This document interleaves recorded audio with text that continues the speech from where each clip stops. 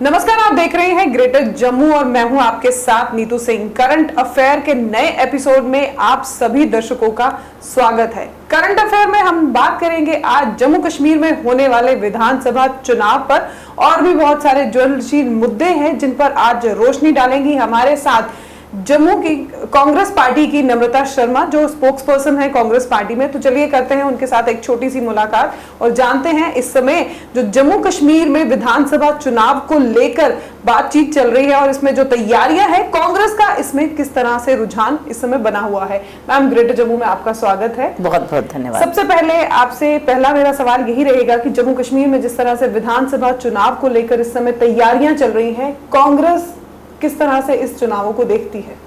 देखिए, कांग्रेस तो पूर्ण तरह से मानती है कि चुनाव आज से 5 साल पहले ही होने चाहिए थे। जिस तरह से हमारे से ये हक छीन लिया गया, पूरे देश में चुनाव होते हैं लेकिन जम्मू कश्मीर को इससे अलग थलग कर दिया जाता है कि यहाँ पे असेंबली के चुनाव नहीं होंगे, हम अपने नुमाइंदों को नहीं चुन पाएंगे।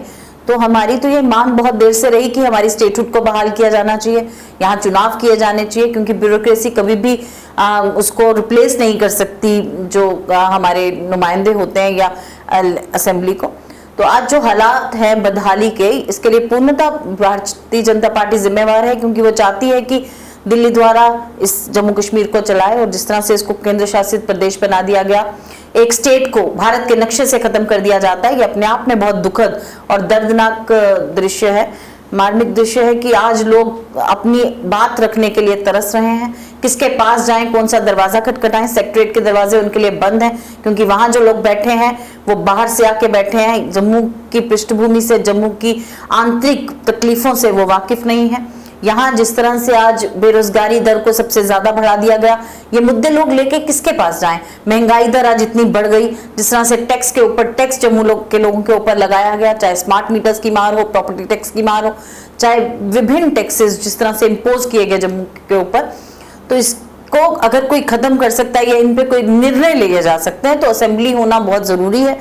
हमारी अपनी विधानसभा होनी चाहिए, उसके लिए चुनाव होना बहुत जरूरी है। हम तो मानते हैं कि शीघ्र अतिशीघ्र ये चुनाव कराए जाने चाहिए। जिस तरह की अब सुप्रीम कोर्ट को इंटरवेन करना पड़ा और कहना पड़ा कि आप इस तरह से अनडेमोक्रेटिकली इस स्टेट को नहीं चला सकते, जिस तरह से एलजी प्रशासन को इतने लंबे कार्यकाल के लिए चलाया गया, ये अपने आप में एक गैर संवैधानिक है।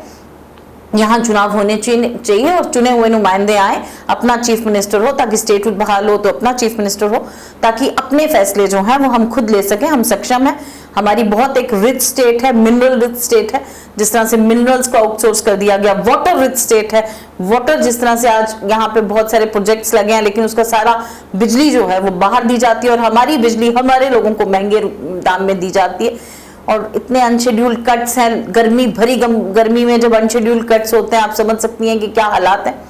जिस तरह से स्मार्ट मीटर्स के नाम पे आपने देखा कि लिपापोती की जा रही है, दीवारें रंगीन करने से क्या स्मार्ट सिटी हो जाती है? आज जिस तरह से एक बारिश के बाद इनकी पोल खुल जाती है, सड़क बह जाती है, आज भी हमारे ड्रेनेज सिस्टम की बुरी हालत है। ये सब चीजें जो हैं मुझे लगता है, और जो पेंट भी दीवारों पे किया गया है, बारिश की बूंदें ही उनको पीला कर रही हैं। तो मुझे लगता है कहीं ना कहीं आज एडमिनिस्ट्रेशन को इंट्रोस्पेक्शन की जरूरत है कि आप जो बात किया करते थे कि हम यहाँ से भ्रष्टाचार को खत्म करेंगे, जिस तरह से आपने आज भ्रष्टाचार में लिप्त होके और आप देखिए किस तरह से सब कुछ आउटसोर्स कर दिया है। छोटे से छोटा टेंडर भी आज जम्मू के बच्चे को नहीं मिलता। रोजगार तो आपने दिया नहीं सरकारी, कम से कम बच्चा सोचता था कि मैं इंजीनियर हूं, मैं पढ़ लिख के कुछ ना कुछ अपना रोजगार शुरू करूं, वो भी आपने सब आउटसोर्स कर दिया गुजराती को, यूपी वालों को। तो आज जो बदहाली का जो ये दौर भारतीय जनता पार्टी ने जो एक सीन क्रिएट किया है जम्मू के अंदर, इसके लिए पूर्णतः भारतीय जनता पार्टी और भारतीय जनता पार्टी के लोग जिम्मेवार हैं। जिस तरह से मुझे आज लगता है कि बहुत सारी कुनीतियां हैं, मुझे लगता है मैं ही बहुत बोली, आपका अगला प्रश्न आए तो मैं उत्तर दूंगी, लेकिन ऐसी ऐसी योजनाएं जिससे जम्मू आज बिल्कुल तकलीफ में है। देखिए, अग्निवीर जैसी योजना को लाना, आज राहुल जी ने बहुत बेबाकी के साथ अग्निवीर का जिक्र किया है पार्लियामेंट के अंदर कि अग्निवीर जैसी योजना लाके आपने फौज को कमजोर करने का काम किया। और हमारा जो बच्चा, आपने देखिए बॉर्डर एरिया पूरा स्टार्टिंग फ्रॉम अखनूर से लेके आप चले जाइए बिश्ना और पूरा रामगढ़ और फिर आप कठुआ तक चले जाइए, जितना बॉर्डर एरिया था आप देखेंगे कि सुबह 4 बजे उठ के बच्चे दौड़ लगाने जाते थे कि हमने 10वीं कर लिया, अब हमें फौज के अंदर जाना है। आज वो जो जज्बा था फौज के लिए जाने का, अपने 4 साल का कार्यकाल देके उस जज्बे को खत्म किया। कहीं ना कहीं आपने फौज को कमजोर करने की कोशिश की, और मुझे नहीं लगता कि इतना बड़ा फैसला आपको डिफेंस के लोगों से बिना सोचे पूछे और समझे हुए लेना चाहिए था। बहुत ही गलत फैसला था। हमने कहा कि अगर जब हमारी सरकार केंद्र के अंदर आएगी, हम इस अग्निवीर जैसी योजना को खारिज करेंगे। इसी तरह से बहुत सारे ऐसे फैसले लिए गए जिन पे भारत सरकार ने दोबारा सोचा भी नहीं, और मुझे लगता है जिस तरह से दमनकारी नीतियां उन्होंने चलाई और दमन से इस देश को चलाने की कोशिश की, आज लोगों में रोष था, और उसी का नतीजा है कि आज विपक्ष इतने भारी नंबर के साथ आज पार्लियामेंट के अंदर बैठा। और मुझे लगता है कहीं ना कहीं आज उनको बहुत दिक्कतें आएंगी जब वो इस तरह के फैसले जो जनता के खिलाफ होंगे उन्हें आगे लाने हैं। तो स्टेटहुड की बात की जाए, जैसे आपने स्टेटहुड के बारे में कहा कि जम्मू कश्मीर का से स्टेटहुड का दर्जा जो है वो छीन लिया गया।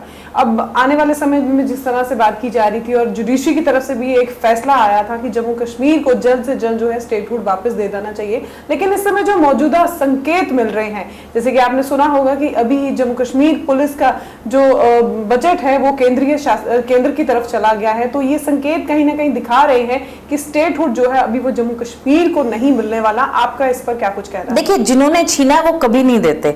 आज चुनाव भी इन्होंने ऐसे कर दिए कि जैसे हम कोई भीख मांग रहे हैं कि भैया चुनाव करा दो, यहाँ पे भैया चुनाव करा दो। हमारी बुनियादी हक है, कॉन्स्टिट्यूशन ऑफ इंडिया हमें देती है ये हक कि हमारे यहाँ चुनाव होने चाहिए। उस हक को मांगने के लिए आज उन्हें बार बार हमें गिड़गिड़ाना पड़ा, और कहीं ना कहीं सुप्रीम कोर्ट ऑफ इंडिया को इंटरवीन करना पड़ा। हमारी स्टेट जो प्रिंसली स्टेट थी, यहां से लेके करगिल तक, और कैसे महाराजा ने उसको अपने पास लाया, किन की शहादतें इसमें हुई ताकि हम संगठित स्टेट को बना सकें, उसका ताड़-फाड़ कर देना, लद्दाख को अलग कर देना, हमें अलग कर देना, किसने मांग की थी यूनियन टेरिटरी की? आज आप बच्चे से पूछिए, क्या कभी ये मांग जम्मू से उठी थी कि हमें यूनियन टेरिटरी चाहिए? ये कहते हैं कि लद्दाख के लोगों ने मांगी थी, लेकिन लद्दाख के लोगों ने भी इनको बता दिया कि हमने भी नहीं मांगा था। इनका वहां सिटिंग एमपी था, और आज देख लीजिए इनकी क्या हालात हुई है लद्दाख और करगिल के अंदर। देखिए, जब आप इस तरह से देश को चलाना चाहते हैं, ये देश इस तरह से नहीं चलेगा। ये कॉन्स्टिट्यूशन इसको चलाएगी, इसको संविधान से चलना होगा। आप लोगों के ऊपर अपने जो फैसले हैं उनको थोप नहीं सकते। लोगों से आपको पूछना होगा कि ये फैसले आपको मंजूर हैं या नहीं। आपको स्टेक होल्डर से बात करनी चाहिए कोई भी फैसला लेने से पहले, पर आपने किसी से भी बात करना जरूरी नहीं समझा। आपने 370 हटानी थी, आपका एजेंडा था, लेकिन क्या ये भी आपके एजेंडे में था कि आप यहां से सेफगार्ड्स हटा देंगे? आप यहां से भूमि के हक जो हमारे बच्चों के लिए, आप देखिए ना नीतू, जम्मू कश्मीर को आप देखेंगे अगर नक्शे के ऊपर, तो वो एक सिर्फ आपको लैंड लगेगी, लेकिन it is not only piece of land, it is land where people lives and reside. They have their own aspirations. उनकी अपनी एक अंदर से एस्पिरेशंस हैं कि हमें क्या होना चाहिए यहाँ के लिए। और जम्मू कश्मीर जो है ये एक हिली टेरेन है, यहाँ पे उस तरह से जमीन नहीं है कि पंजाब की तरह खुला खेत है। यहाँ कुछ एरिया है जहाँ खेती भी नहीं हो सकती, कुछ एरिया यहाँ है जहाँ रिवर्स हैं।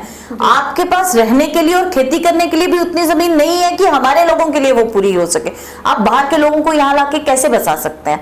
और आपने कहा था कि 370 टूटने के बाद आतंकवाद का खात्मा होगा। क्या आतंकवाद को आप खत्म कर पाए?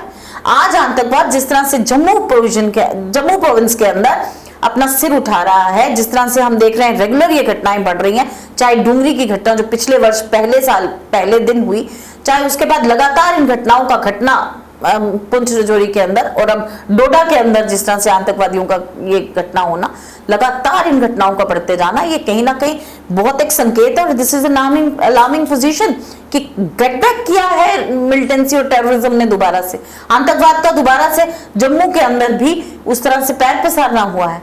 हम कहते हैं कि बड़े बड़े दावे करते हैं, दावे करना एक अलग बात है, लेकिन अगर ग्राउंड रियलिटी आप देखें तो ये सरकार बिल्कुल नाकामयाब रही है यहाँ शांति बहाली के लिए और लोगों की सुरक्षा देने के लिए। आपने देखा टारगेट किलिंग के तहत कितने कश्मीरी पंडित मारे गए जिनको वहां आपने नौकरी पे बिठाया, फिर यहाँ रिजर्व कैटेगरी के जो लोग बैठे थे वो मारे गए। कुछ ऐसे लोग थे जिन्होंने अपना उद्योग कश्मीर में तब भी बंद नहीं किया था जब 1990 का दौर था, उनको अब वहां से उठ के आना पड़ा। तो ये जो दौर और बदहाली का दौर है जिसमें आपके पास सब कुछ है, आपके पास मीडिया, मसल, मनी, आपने सब कुछ इस्तेमाल करके कोशिश करी कि लोगों को दबाया जा सके, लोगों की आवाज को दबाया जा सके, लेकिन वो ज्यादा देर दबने वाली नहीं है। हमारा हक है स्टेटहुड का और हम ये लोगों से वादा किया था कि अगर हमारी सरकार केंद्र के अंदर आती तो हमने स्टेटहुड अभी बहाल करनी थी और चुनाव जल्द से जल्द करने थे। सितंबर में चुनाव करना कोर्ट ने इन्हें कहा है, लेकिन अब इनकी नीयत में तो शुरू से खोट है। अब ये क्या करते हैं क्या नहीं करते इस पर तो स्पष्टीकरण सरकार दे सकती है, लेकिन हमारी ये मांग है कि यहाँ चुनाव जल्द से जल्द होने चाहिए विधानसभा के, हमारी अपनी सरकार हो ताकि लोग अपनी बात रख सके, लोगों की दुख और तकलीफों में और इजाफा ना हो। 90 के दशक की अगर बात की जाए तो उस समय कांग्रेस का वर्चस्व था जम्मू कश्मीर में भी, तो वही अगर हम देखिए नहीं तो ये गलत चीज बताते हैं सबको।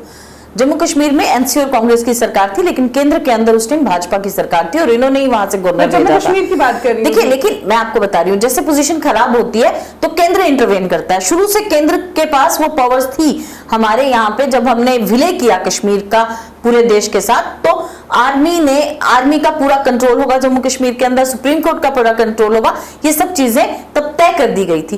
तो फौज को जो देखना था और बिल्कुल इन चीजों को जो आंतरिक कलह को देखना था, आंतरिक जो इस तरह की घटनाएं बढ़ रही थी इनको जो कंट्रोल करना था, that should be control by the centre. अब लेकिन ये मिसलीड करने की बात करते हैं, हमेशा से कांग्रेस का नाम लेते हैं। यहाँ एनसी की सरकार थी और वहां केंद्र के अंदर उस वक्त बीजेपी की सरकार थी। तो कांग्रेस ऐसा क्यों मानती है कि इस समय जो 90 का दशक जम्मू कश्मीर के लोगों ने देखा है वो अब वापस आ रहा है? देखिए वो दौर भी हमने देखा है। मैं अपनी बात करूं तो मैं शायद से 11वीं 12वीं में थी उस समय, या 10th में थी मेरे ख्याल से। तो उस वक्त हमने ये दौर देखा कैसे वो माइग्रेट होके आ रहे थे, क्या दर्दनाक दृश्य था, क्या मार्मिक दृश्य था। कुछ लोग अपना इतना बड़ा घर छोड़ के टेंट्स में रहने के लिए मजबूर हुए। लेकिन तब कांग्रेस ने ये सोची, और ये जो आज भी आपको जो फ्लैट्स दिखते हैं यहाँ पे जगती में, ये कांग्रेस द्वारा बनाए गए। इसके बाद बीजेपी ने उनके लिए क्या किया? हमने सुनिश्चित किया कि उनके लिए रहने की जगह हो। मुझे बताइए ना, भाजपा जो इनके नाम पे पूरे देश में आज भी वो जम्मू कश्मीर को बेच रही थी 370 का नाम लेके कि 370 भाजपा की और 411 हम एनडीए की लेंगे। आप मुझे बताइए ना, जम्मू कश्मीर के लिए भाजपा ने किया क्या सिवाय बर्बादी दिखाने के? जम्मू कश्मीर को तो लूट के खा गए। हमारे यहाँ पूरा मिनरल वेल्थ जो है, हमारी रेत बजरी तक चोरी करने का काम किया है। हमारे लोगों की रेत बजरी और हमारे लोगों के लिए घर बनाना दुश्वार हो गया है। 600 की ट्रॉली का रेट आज पता कीजिए, किस तरह से एक गरीब आदमी घर बनाएगा। और आप कहते हैं हर घर के पास एक हर घर होना चाहिए हर इंसान के। कहां से वो सपना पूरा करेगा? आज क्या हालात हैं, रेत बजरी की आप कीमत देखिए। लेकिन लूट खसूट सीधे एडमिनिस्ट्रेशन के नाक के नीचे हो रही है और बहुत देर से ये मुद्दा उठ रहा है। इन्हीं के एक एमएलसी ने वो मुद्दा उठाया था और कितना गंभीर विषय था, लेकिन उस पर आज तक स्पष्टीकरण केंद्र नहीं दे पाया। तो ये जो मुद्दे हैं, हमारा ही लूट खसूट जिस तरह से मचा रखी है, मंदिरों के शहर को शराब की दुकानों का शहर बना के रख दिया, इस तरह की तमाम जो घटनाएं हैं, मुझे लगता है ये अपने आप में भारतीय जनता पार्टी को आज आंकलन करने की जरूरत है, इंट्रोस्पेक्ट करने की जरूरत है कि हमें 25 लोगों को जिता के भेजा जम्मू कश्मीर ने। पहली बार इतिहास के अंदर जम्मू कश्मीर ने भाजपा के लोगों पर भरोसा जताया, लेकिन इन्होंने कितनी बड़ी गद्दारी करी। हमारी स्टेट को हमसे छीन लिया, हमारे लोगों के रोजगारों पे डाका डलवा दिया, हमारी जमीनों पे डाका डलवा दिया। यहाँ डेली वेजेस सड़कों पे आवाज उठाते रहे, उन पे डंडे बरसा दिए गए। युवा अपनी बेरोजगारी के तहत बाहर निकलता था, उन पे डंडे बरसाए जाते थे। किस तरह से जेकेपीएससी का स्कैम हो, जेईई का स्कैम हो, इंजीनियर्स का स्कैम हो, लगातार चाहे कितने पुलिस के स्कैम्स हो, कितने बड़े हर भर्ती के अंदर इनका स्कैम सामने आया। 25-25 लाख में लाइब्रेरी में बैठ के नौकरियां बेच दी इन लोगों ने। एप्टेक जैसी कंपनी जो पूरी ब्लैकलिस्टेड थी पूरे देश के अंदर, उसे यहाँ एग्जाम कंडक्ट करने के लिए कहा। तो इन सब चीजों पे जवाबदेही तो भारतीय जनता पार्टी की बनती है। आज जब लोग उनसे पूछते हैं तो ये परेशान हो जाते हैं। मुझे लगता है जो भी अभी जो हमारे पार्लियामेंट के चुनाव थे, इससे सबक सीखा होगा, क्योंकि बहुत सारी असेंबली सेगमेंट्स ऐसी हैं जिन्होंने इनको इनकी शक्ल दिखाई है, इनको इनका आईना दिखाया है कि भैया आपने जो हमारे साथ व्यवहार किया ये उसका जवाब है। आज देखिए, आपको देखना होगा कि यहाँ मोदी जी से चुनाव लड़ाया जा रहा था। केंद्र से 3 बार मोदी जी को आना, 2 बार मोदी जी को, एक बार पहले आए, 2 बार चुनाव के दौरान आना पड़ा। अमित शाह जी आए, योगी जी आए, फिर भी इनके क्या हालात रहे। हमने तो किसी ऐसे बड़े लीडर को नहीं बुलाया। यहाँ कांग्रेस पार्टी का हर वर्कर चुनाव लड़ रहा था, यहाँ लीडर्स ने प्रचार किया। तो मुझे लगता है कि आज इनको आंकलन करने की जरूरत है कि जब मोदी ने चुनाव लड़ा तब लोगों ने आपको आईना दिखाया, तो जब आपका एक इंडिविजुअल जिसने हमारे जम्मू कश्मीर के साथ गद्दारी की है, जब लोग सड़कों पे थे, मार खा रहे थे, बड़ी सड़क पे आके स्मार्ट मीटर्स के खिलाफ, इनके बड़े बड़े इलेक्ट्रिसिटी बिल्स के खिलाफ, बच्चा बेरोजगारी के खिलाफ, महिला एनआरएचएम की वर्कर, आशा वर्कर सड़क पे आपसे डंडे खा रही थी, आप कहाँ थे? कहाँ थे आपके लीडर? एक बार भी सड़क पे आके खड़े नहीं हुए। तो मुझे लगता है एक बात मैं भी आपकी काटूंगी, जहां पर हम बीजेपी की बात कर रहे हैं वहीं कांग्रेस के द्वारा भी जब लोकसभा इलेक्शन हुई थी तो प्रियंका गांधी और राहुल गांधी के द्वारा बड़ी ही ज्यादा वीडियो वायरल हुई थी, खटाखट खटाखट खटाखट। उस वीडियो के बारे में, उस बात के बारे में वो आप कैसे देखती हैं, उसको कैसे बताएंगी आप? क्योंकि उस समय जैसे ही रिजल्ट आया, महिलाओं का जो था वो रुझान कांग्रेस की तरफ गया और लोग, महिलाओं को ये बड़ा ज्यादा था कि शायद हमारे अकाउंट में 8-8 हजार रुपया आएगा, लेकिन वो खटाखट वाली बात जो है वो खटाखट ही रह गई। नहीं, खटाखट नहीं रह गई यार रितु। इस बार जो आप नतीजे देखेंगे ना, बहुत आपको एक ओवरवेलमिंग हमारे लिए एक रिस्पॉन्स रहा है, लोगों का, जनता का प्यार। हमारी जहाँ भी सरकार है, हमने ये लागू किया है चीज़ें जो हमने कही थी, हम लागू करते हैं। हम वो नहीं है मोदी जी के नारों की तरह कि 15 लाख आपके खातों में आएंगे, 15 लाखों में खातों में आएंगे, नहीं आए। खटाखट देखो, जब प्रियंका जी ने कहा खटाखट खटाखट खटाखट, तो खटाखट वोट डले। 4.5 लाख वोटों से हमारा दिलों का शहजादा जीता, राहुल गांधी जी जीते हैं। मोदी जी कितने वोट से जीते हैं? 97,000। दिलों का शहजादा 4 लाख वोटों से जीता है दोनों कॉन्स्टिट्यूएंसी से, चाहे वायनाड हो, चाहे आपकी हमारी रायबरेली की कॉन्स्टिट्यूएंसी हो। तो मुझे लगता है जनता ने बता दिया। और उसी अमेठी से, जहाँ से आज स्मृति ईरानी जी को मुंह की खानी पड़ी, एक हमारा एक कार्यकर्ता कांग्रेस पार्टी का, उसने चुनाव लड़े उनके खिलाफ और आज उनसे उनको हार का सामना करना पड़ा। आपको क्या लगता है कि जनता समझी नहीं? इनसे कोई 15 लाख मांगने खातों में, आज तक भी इनके ऑफिस नहीं गया, लेकिन हमसे लोग मांगने आ गए 8,500 जब हमारी सरकार ही नहीं आई। जिनकी सरकार है भैया, आप बताइए कि आप 2 करोड़ रोजगार देने वाले थे हर वर्ष, 20 करोड़ रोजगार कहाँ है? देखिए, आज जो नीट का घोटाला है, बच्चों के भविष्य के साथ आप खेल रहे हैं। हमने मुद्दा उठाना चाहा पार्लियामेंट के अंदर, संसद के अंदर, आपने हमें मुद्दा नहीं उठाने दिया। 7 वर्षों के अंदर 70 पेपर लीक हुए, 2 करोड़ बच्चों के साथ आपने खिलवाड़ किया उनके।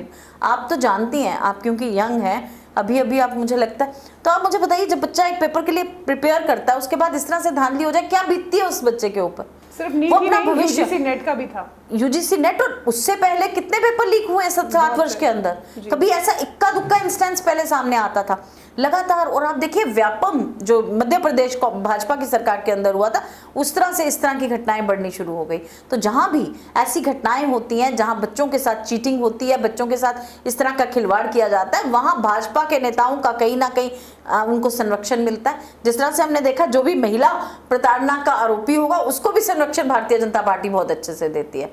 चाहे वो हमने महिला पहलवानों के अपराधी को देख लिया, उसके बेटे को इस बार टिकट देके, चाहे हमने प्रज्वल रवन्ना की उसके लिए वोट मांगते हुए हमने प्रधानमंत्री को देखा हो।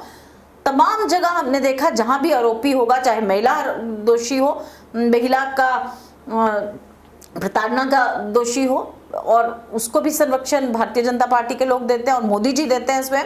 चाहे वो बच्चों के खिलाफ जो इस तरह से एक षड्यंत्र रचा जा रहा है ताकि हमारी जो आबादी है, हमारा जो बच्चा है, वो पढ़ लिख के बड़ा ना बन पाए, वो सोच विचार ना कर पाए, उसके खिलाफ भी एक जंग है। इसको आप इस तरह से नहीं देखिएगा। मुझे लगता है कि इसके पीछे एक बहुत बड़ी मैनिपुलेशन है। आप देखिए, डॉक्टर्स आने वाले, आप डॉक्टर्स के साथ खिलवाड़ कर रहे हैं। एक बहुत नोबल प्रोफेशन है जिसमें बच्चा पढ़ लिख के तैयारी करके इस पेपर की तैयारी करता है। आपने उसको पेपर पास करवा दिया जिसने 0 भी नहीं लिए हैं। तो मुझे लगता है कि आज आंकलन और इंट्रोस्पेक्शन की ज़रूरत है मोदी जी को, कि आप क्या कह के देश की जनता के सामने आए थे और आज हो क्या रहा है भ्रष्टाचार का करते करते। और आज सबसे बड़ा देश और दुनिया का घोटाला, जिसे हमने नहीं कहा, सुप्रीम कोर्ट ने कहा कि देश और दुनिया का सबसे बड़ा घोटाला है इलेक्टोरल बॉन्ड्स, उस पर बात नहीं करते हैं। हिंदू होने का दावा करते हैं, लेकिन बीफ कंपनी से बॉन्ड्स खरीदते हैं, चंदा लेते हैं। तो इनका, और अयोध्या राम मंदिर के नाम पे देखिए, आज आराध्या नहीं बता दिया कि मैं आपका चुनावी यंत्र नहीं हूं कि आप मुझे इस्तेमाल कर सकें। भारतीय जनता पार्टी ना सुप्रीम कोर्ट में गई, ना विश्व हिंदू परिषद सुप्रीम कोर्ट में गई, ना आरएसएस कभी सुप्रीम कोर्ट गई इस फैसले के लिए कि राम मंदिर बनना चाहिए। लेकिन जिन लोगों ने जो लोग सुप्रीम कोर्ट गए, शंकराचार्य, और रामलला एक कमेटी बनी जिसमें हमारे 4 पीठ के हमारे ये शंकराचार्य गए, बाकी हमारे अखाड़ों के लोग गए। उन लोगों को पीछे हटा के कहा कि तुम पीछे हट जाओ, मैं आगे आके आज इस फैसले को वो करूंगा। तो राम जी ने इनको इनका आईना दिखाया और कहा कि भैया साइड पे रहो, अयोध्या से ही नहीं तमाम उन जगह से इनका नामो निशान मिटा जहां जहां राम जी गए थे, चित्रकूट हो चाहे अयोध्या हो। तो भगवान कोई यंत्र नहीं है चुनावी कि चुनाव आए और आपने फटाफट शिलान्यास कर दिया राम मंदिर का। आप समय लेते, तभी दीवार गिर गई राम मंदिर की, तभी छत टपकने लगी राम मंदिर की। आराध्य के साथ खेला नहीं जा सकता। आराध्य सृष्टि चलाता है और सृष्टि के नायक ने उस वक्त रावण का भी खात्मा किया था। अहंकार तो रावण का नहीं रहा तो भारतीय जनता पार्टी का कहाँ रहेगा? Every pride has a fall. जैसे कांग्रेस हमेशा से एक कांग्रेस की बात नहीं कर रही, मैं विपक्षी दल की बात कर रही हूँ। विपक्षी दल हमेशा जैसे जो केंद्र में सरकार बैठी होती है उस पर निशाना साधती है, और निशाने की अगर मैं बात करूँ तो इस बार मैं ईवीएम की बात करती हूँ, क्योंकि कांग्रेस ने कहा था कि ईवीएम के टाइम पे हैकिंग होती है, बीजेपी सरकार हैकिंग करती है। और क्या आपको क्या इस बार जिस तरह से चुनाव के रिजल्ट सामने आए, क्या लगा इस बार हैकिंग नहीं हुई होगी? क्योंकि 400 का नारा देने वाले ही 300 भी पार नहीं कर पाए, तो देखिए हैक कहाँ गया? निधि, मैं बताती कांग्रेस क्लेम हूँ करती जितना है। तेज विरोध हुआ ईवीएम का, हमने नहीं कहा। सुप्रीम कोर्ट के लॉयर्स सुप्रीम कोर्ट के अंदर गए, कांग्रेस पार्टी नहीं गई। उन्होंने कहा कि ईवीएम हैक होती है। और देखिए मैं आपको बताती हूँ, मणिपुर में 3 ऐसे बूथ थे। इस बार क्यों नहीं हैक कर पाए? मैं आपको इस बारी की बात सुना रही हूँ कि मणिपुर में 3 बूथ ऐसे थे जहां पे ईवीएम ने 108% वोटिंग संख्या दिखाई, 115। तो क्या वहां हैक नहीं हुआ? वहां तो booth capturing was done by EVM itself. Booth capturing, EVM में हैक होते हैं। हमने इस बार कहा कि वीवीपैट लगने चाहिए और पर्ची गिनी जानी चाहिए। आप देखिए, आप ये नहीं कह सकती हैं कि ऐसा नहीं होता है। एक कंप्यूटर, आपका अगर फ़ोन हैक हो जाता है, आपके अगर खातों से पैसे निकल जाते हैं, तो ईवीएम हैक हो सकती है। ये मशीनरी है, इसमें कोई दो राय नहीं। इसीलिए हमने कहा कि इसके साथ वीवीपैट लगनी चाहिए। ईवीएम हम ही लेके आए थे, लेकिन हमने कहा था कि वीवीपैट का प्रोविजन साथ में होना चाहिए। हम सिर्फ एक विरोध करने के लिए विरोध नहीं करते हैं। हमने एफडीआई लाने की बात करी, इन्होंने सबसे बड़ा उस टाइम फॉरेन डायरेक्ट इन्वेस्टमेंट का विरोध किया, और चाहे सुषमा स्वराज जी तब से सबसे पहले बोली थी। आज एफडीआई के पक्षदार कौन है? आधार का ये विरोध करते थे, मोदी जी खुद विरोध करते थे गुजरात के अंदर। आज हर चीज को आधार से लिंक करने की बात करते हैं। हम खाली विरोध के लिए विरोध नहीं करते हैं, हम चाहते हैं कि तस्वीर बदलनी चाहिए। शोर मचाना मेरा मकसद नहीं, मेरा मकसद है कि तस्वीर बदलनी चाहिए। मेरा जो क्वेश्चन था वो मेरा ये था कि इस बार के जो लोकसभा इलेक्शन में ईवीएम हैक क्यों नहीं कर पाई बीजेपी? मैंने इसी बात का बताया कि जहां तक ये कर सकती थी इन्होंने किया है। आप क्या मानती हैं कि किसी जगह तो हमारा जो डिफरेंस है that is only 50। Modi ji जब चुनाव में पीछे चल रहे थे आपके अपने बनारस से, और 4 घंटे तक वोटिंग की कोई रिपोर्ट बाहर नहीं आई। कई मीडिया हाउसेस ने कहा कि हमें कह दिया गया कि रुक जाइए, बनारस की रिपोर्ट नहीं आएगी। अब क्या हुआ क्या नहीं, अजय राय ने कहा है कि मैं जाऊंगा इस पे डिटेल में। अब मुझे लगता है कि बहुत कुछ अभी भी हुआ है, लेकिन जिस तरह से लोगों ने खुल के मतदान किया है तो ईवीएम भी बेचारा थक गया था करते करते। मतदान इतने, आप अगर 4 लाख 4.5 लाख वोटों से एक बंदा जीत रहा है, कितना ही हराओगे भैया? ईवीएम में भी टकाटक खटाखट लोगों ने वोट डाले कांग्रेस के पक्ष में। इस बार अगर हम 101 हुए हैं, अगली बार आप देखिएगा कि लोगों का ये जो अब विधानसभा के आने वाले चुनाव हैं इसमें क्या बदलाव आते हैं। आज भी आप देख लीजिए जो बीजेपी के लोग हैं वो कैसे नजर चुराते हुए और किस तरह से दोगला उनका आपको नजर आएगा। एक दिन पहले मैंने ये मुद्दा उठाया कि एनएचएआई के ऊपर जो ये सड़क बन रही है जी, वेब मॉल के पास जो फ्लाईओवर बनने का वादा था, उसको फ्लाईओवर रहने दीजिए। आप क्या सड़क को ऊंचा कर रहे हैं? और वेब मॉल के पास नहीं, कुंजवानी से लेके टिल नरवाल वो बन रही है, और आप एक कंक्रीट वॉल 20 फुट की खड़ी कर रहे हैं। आपने दोनों तरफ के बिजनेस हाउसेस को कट कर दिया, एक कॉलोनी को दूसरी कॉलोनी से काट दिया, लोगों को बाहर निकलने के रास्ते उस तरह से नहीं दिए कि कहां से आउटलेट होगा। एक कॉलोनी, खाली एक कॉलोनी की कॉलोनी नहीं। अगर मैं आपको बात करूं कि छन्नी की अगर आप एंट्री पॉइंट देखते हैं तो छन्नी तक नहीं है। छन्नी से आप त्रिकुटा नगर जाती हैं, गांधीनगर जाती हैं, वहीं से आउटलेट है। इसी तरह से अगर आप इस तरफ की तरफ आ जाएं ग्रेटर कैलाश, तो ग्रेटर कैलाश से आप रत्नोचक, कालूचक, इस तरह के एरिया को कैटर करते हैं। फिर अगर सैनिक कॉलोनी आ जाए तो आप तमाम चौदी, चाटा, बठिंडी को कैटर करते हैं। फिर बठिंडी का आउटलेट देख लीजिए, आप सुंजवा को कैटर करते हैं। तो तमाम एरिया को आपने एक एरिया को दूसरे एरिया से काट दिया। पहली बात है, ये इंजीनियर पढ़े कहाँ से थे? ये वहीं से तो नहीं पढ़े जहाँ से भाजपा के तमाम सीनियर लीडर्स पढ़ते हैं। उनसे पता करना चाहिए कि वाटर लॉगिंग के लिए आपने क्या सोचा है, कि पानी खड़ा हो जाएगा, आपने निकासी का क्या हाल सोचा है? दूसरी बात। तीसरी बात कि आपने एक इतनी बड़ी वॉल खड़ी कर दी। सबसे सुंदर एरिया अगर जम्मू का है तो आपको यही नजर आता है कि छन्नी का, क्योंकि ये अभी न्यूली डेवलपिंग एरियाज हैं, सैनिक कॉलोनी हो गई, बठिंडी हो गई, आपका ग्रेटर कैलाश हो गया, मार्बल मार्केट हो गया, आपने तमाम चीज एरिया की खूबसूरती को खत्म कर दिया। एक दिन पहले हम एनएचआई के खिलाफ भाजपा के ही नेताओं ने वहां पर प्रोटेस्ट भी किए। मैं आपसे यही जानना चाहती हूँ, ये क्या दोगलापन है? मैं अगर कांग्रेस में थी, मेरी एडमिनिस्ट्रेशन थी, तो मैं एडमिनिस्ट्रेशन के पास डायरेक्ट जाऊंगी ना, भैया तू कर क्या रहा है, गलत है, नहीं होने दूंगा, हिम्मत रखो यार अपने लोगों की। लेकिन हमने देखा ये जो भाजपा के नेता है, इनकी भाजपा के अंदर भी नहीं चलती। प्रॉपर्टी टैक्स के खिलाफ मेयर बोलता है और गवर्नर साहब बोलते हैं बैठ जा चुप करके, who are you, I am here, I am a nominated person from centre, I am here to decide everything. जो इलेक्टेड बंदा था उसको बिल्कुल डंप कर दिया जाता है और यहाँ नॉमिनेटेड पर्सन अपनी चलाता है। तो बीजेपी के जो यहाँ के लीडर है, इनकी कोई नहीं सुनता, फिक्र नहीं करिए आप। जब ये कहते हैं कि हम पक्का कर देंगे आपको भैया जो डेली वेजेस हैं, तो दिल्ली से फटकार पड़ती है, कैसे वादे करते हो, पूछा हमसे कि वादे करने से पहले। तो इसलिए ये जो लोग हैं, ये अपनी रफली अपना रहा, और ये सिर्फ लोगों के बीच में, क्योंकि इन्हें पता है अब चुनाव आ जाएंगे, हमें जाना है, तो इसलिए एक आडंबर रचा जा रहा है, दोगली राजनीति की जा रही है, अपना दोगला चेहरा लोगों के सामने दिखाया जा रहा है। और प्रोटेस्ट अगर करना था तो करते ना, जाके बात करते। इसमें आपको प्रोटेस्ट तो विपक्ष करता है, आपको प्रोटेस्ट करने की क्या जरूरत है? ये वही जिनको आपने प्रोटेस्ट करते देखा, यही वो थे जिन्होंने अपनी एमपी के खिलाफ बोला था और दूसरे दिन रोते हुए नजर आए थे, फिर माफी मांगते हुए नजर आए थे। तो इनकी बातों पे कितनी जनता विश्वास करती है वो आप भी जानते हैं। शुक्रिया मैम हमारे दर्शकों को इतना समय देने के लिए। तो ये थे करंट अफेयर में हमारे साथ नम्रता शर्मा जी, जो कांग्रेस की स्पोक्सपर्सन है, जिनसे हमने बातचीत करी इस समय जम्मू में जो सिनारियो चल रहा है उस पर, और जिस तरह से इनका कहना है कि बीजेपी का दोगलापन अब लोगों के सामने आ चुका है और आने वाले जो असेंबली चुनाव है उस पर उसका असर साफ तौर पे देखने को नजर आएगा। आपका क्या कुछ कहना है? अपनी कमेंट्स हमारे कमेंट सेक्शन में आप अपने कमेंट के जरिए राय दे सकते हैं और साथ ही साथ हमें बता सकते हैं कि इस करंट अफेयर के बारे में आपकी क्या सोच है। तो तब तक के लिए मुझे दीजिए इजाजत, अगले हफ्ते एक नए शख्सियत के साथ आपके साथ रूबरू होंगी। कैमरामैन अजय साडू के साथ मैं नीतू सिंह, ग्रेटर जम्मू के लिए धन्यवाद।